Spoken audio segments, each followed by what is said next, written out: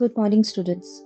Today we'll be learning about the Psalm of Life, a poetry written by Henry Wadsworth Longfellow. Here in this poem, as the name suggests, Psalm. Psalms is a chapter taken from the Bible. It is a song of praise sung by a psalmist or a group of psalmists like King David and many others in the Bible, which we'll be learning further. So, in this chapter, the speaker wants us to give an optimistic view of life, notwithstanding the pessimistic sorrow, the pessimistic pain which we get. He wants us to have a positive view of everything. And we will also find several biblical references in this poem regarding Psalms, regarding Genesis, and the Ecclesiastes. So, the chapters in which the verses are there and have been put in the poetry, like from dust you have come, and to dust you shall return. And one more thing is Carpe Diem. So, moving on with this chapter, let's have a look at the life of Henry Wadsworth Longfellow. Henry Wadsworth Longfellow, who was born in February 27 in the year 1807 in Portland, that is in US, he was the most popular American poet in the 19th century. And he was known for works such as the Song of Yavata and Paul Revere Ride. He was very well versed in French, Spanish, and Italian, and he was known for his books, which he had edited, textbooks translated, and poetry and prose, and wrote essays on French, Spanish, and Italian literature. But see, there was a sense of isolation in his life too. He was offered a professorship at Harvard University, and then he accepted, and then he went to Germany in 1835. He got married in the year 1831, but his first wife, that is whom he had married in January 31st, died in 1835, and due to this loss, he found solace in Romanticism. He was influenced by German Romanticism, the Romanticism being the quality or the movement which emphasizes the individual, the subjective, the irrational and the imaginative, the personal and the random, and the emotional and the spiritual, that is the visionary being of a human being. It is also believed in deepened appreciation of the beauties of nature, which you had learnt in the previous poem by William Wordsworth's Daffodils. So there is an appreciation of the beauty of nature and an exaggeration of emotion after having a view of natural beauty. And this view is generated by consuming those beauty from nature and then reflected in the form of poetry. So here goes Henry Wadsworth Longfellow. He was also engaged in deep appreciation of natural beauty. So humanism is also one theme there. You have empathy, you have sympathy over the other mankind.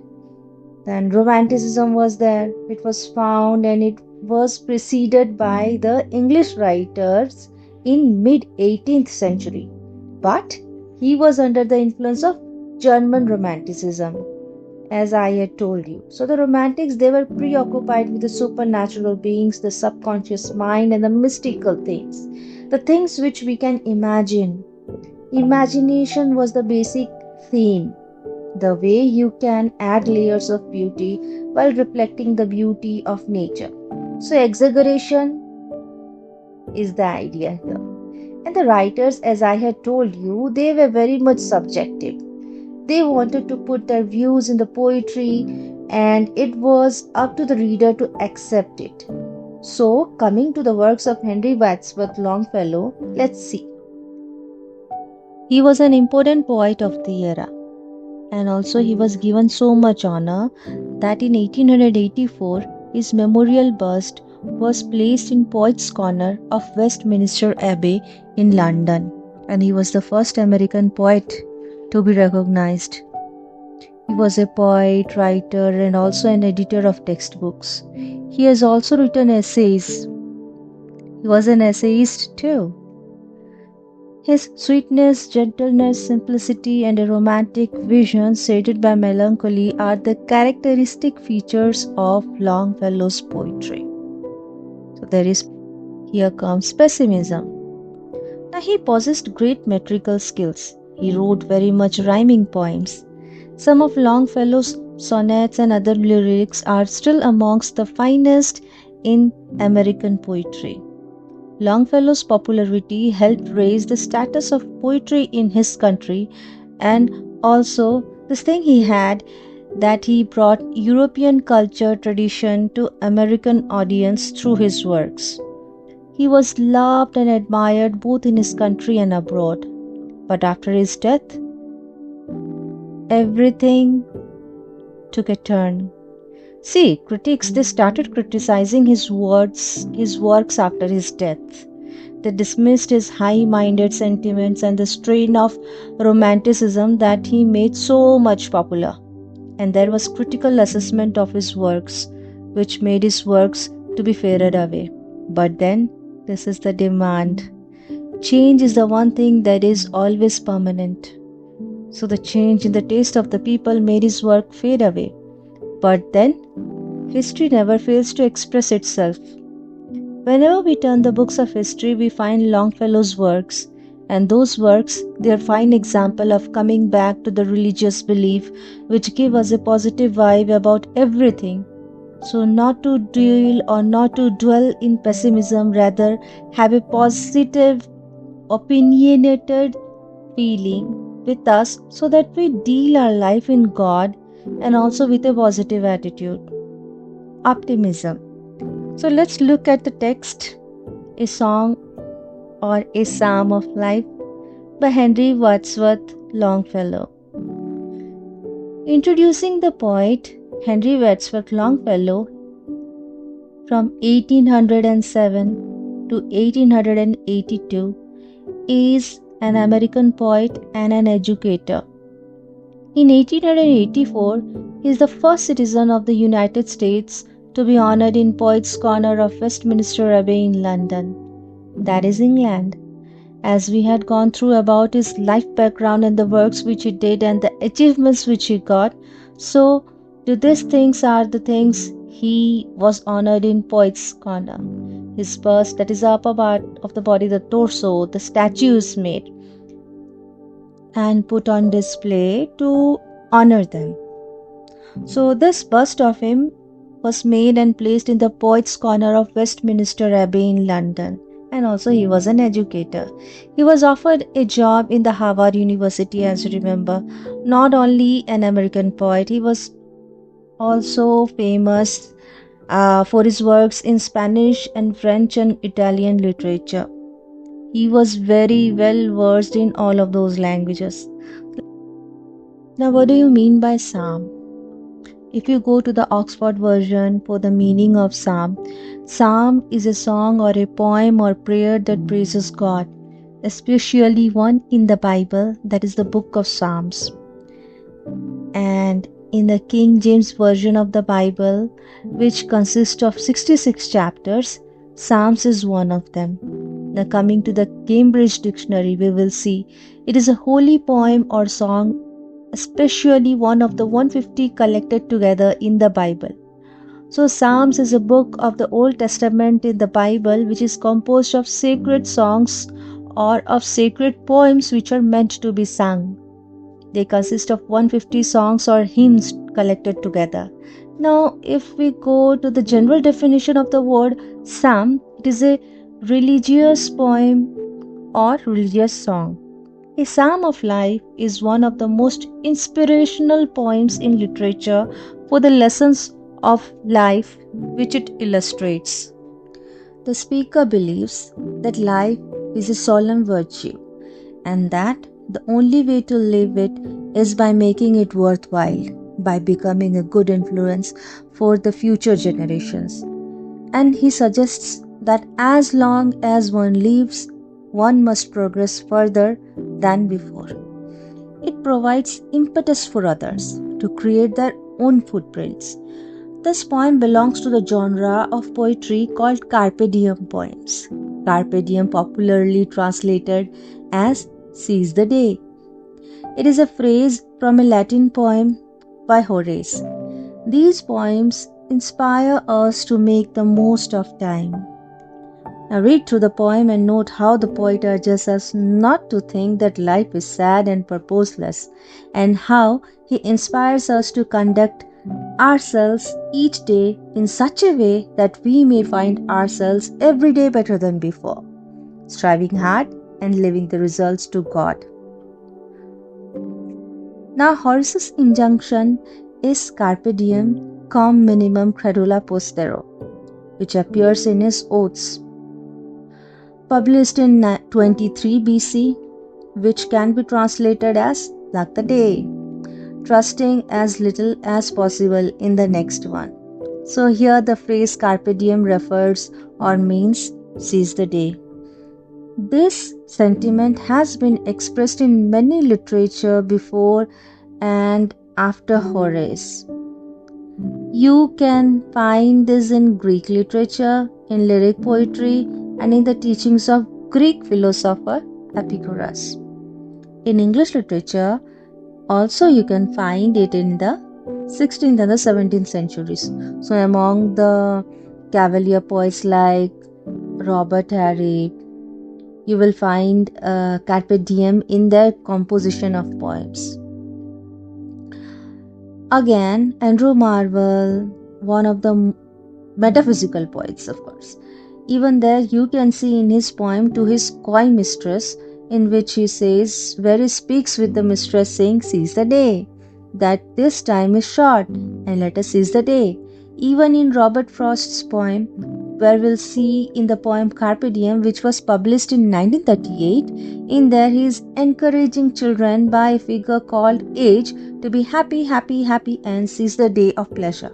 So this is about what collecting the positive energy together and looking forward for the day and spending the day as if it were your last, and spending it in the best way, like making most of time which you have got in your hands.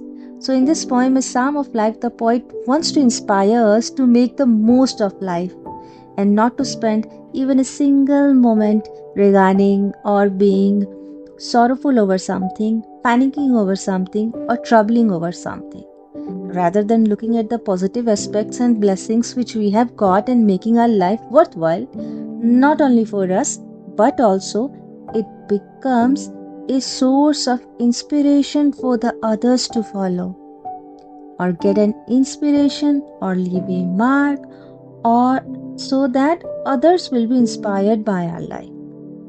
So here he says, he believes that life is a solemn virtue and that the only way to live it is by making it worthwhile, by becoming a good influence for the future generation.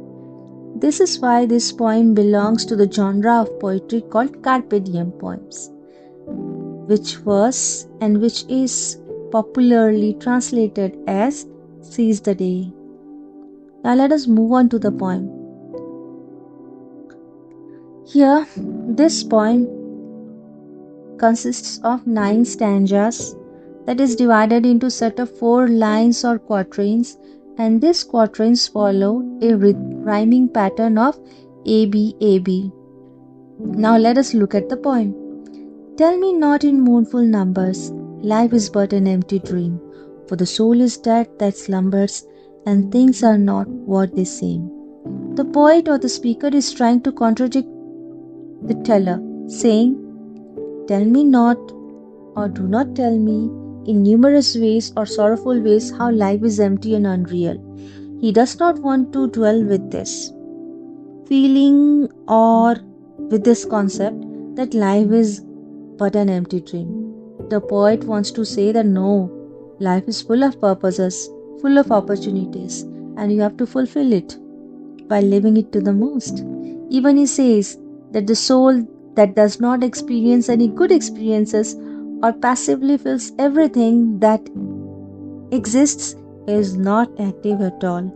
It is essentially dead. Moreover, one should not think that life is merely how it seems, or the way someone lives, or the way someone appears to be. It is not the same for everyone.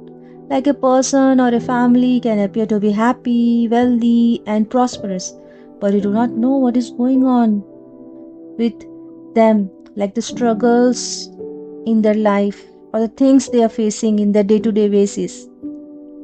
So, is there any good relationship within the family of, or are they experiencing any bad things? So you cannot judge them or judge the surroundings. Things, the way they appear, it is not always necessary that they are the same. It depends upon the perspective of the viewer and also the context. So beauty lies in the eyes of the beholder, they say. You can put it here in this stanza.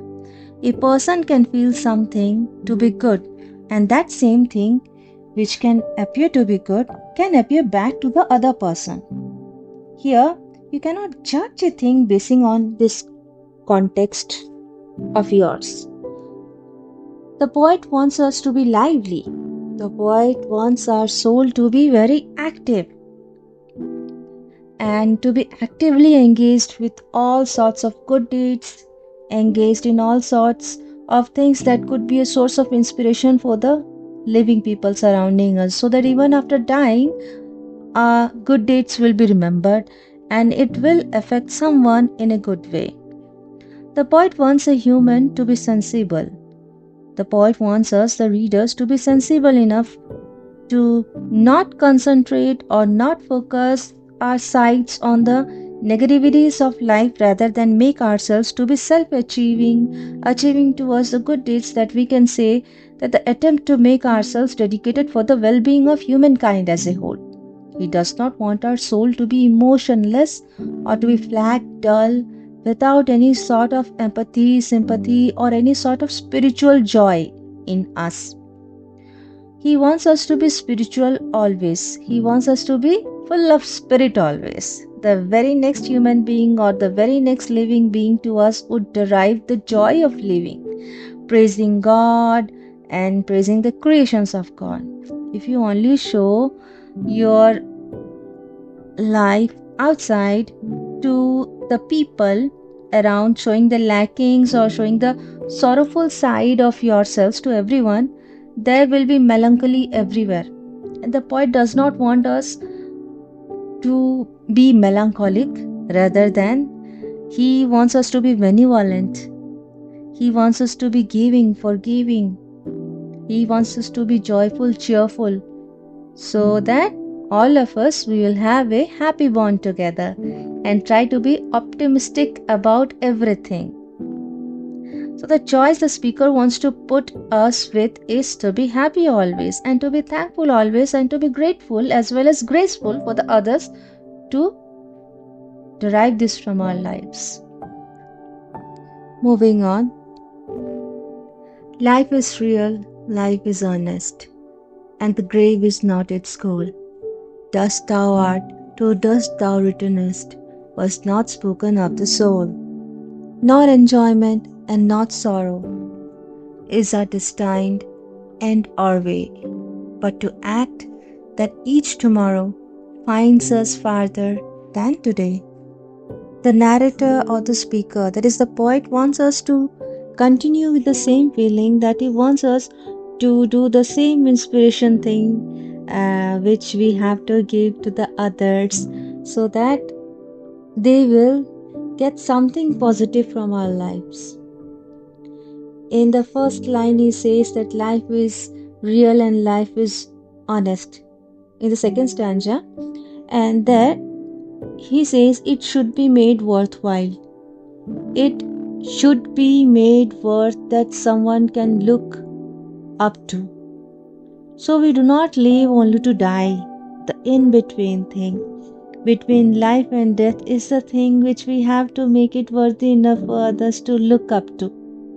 The poet wants us to live our life full of zeal, full of enthusiasm, and also to make it a reason for others to feel alive by looking at us.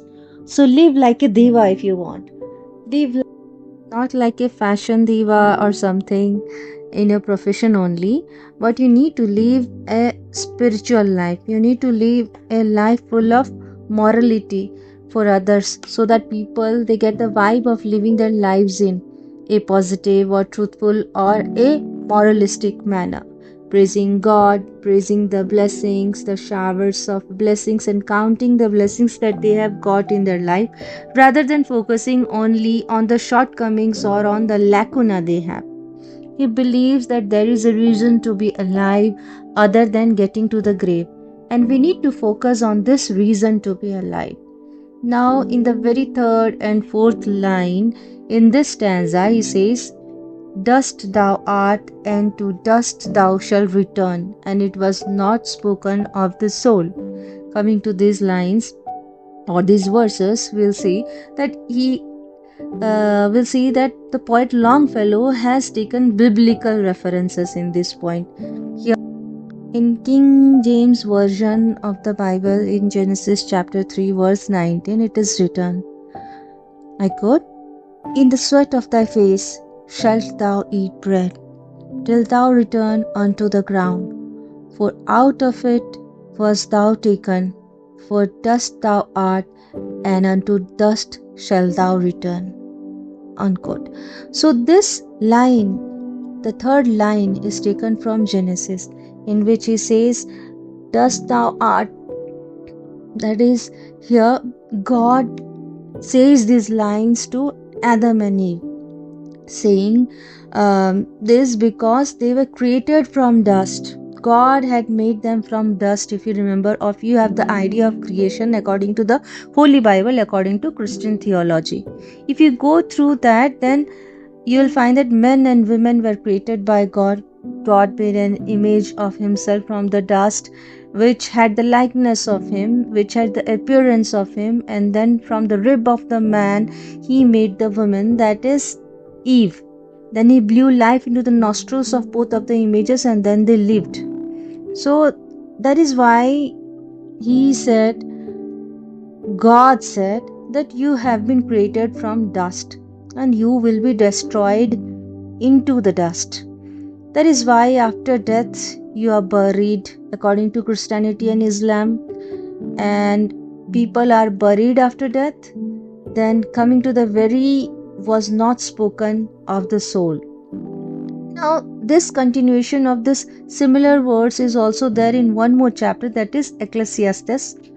That is also a book in the Old Testament, and in chapter 3 verse 21 of Ecclesiastes, there also it is said, I quote, "All go unto one place, all are of the dust, and all turn to dust again.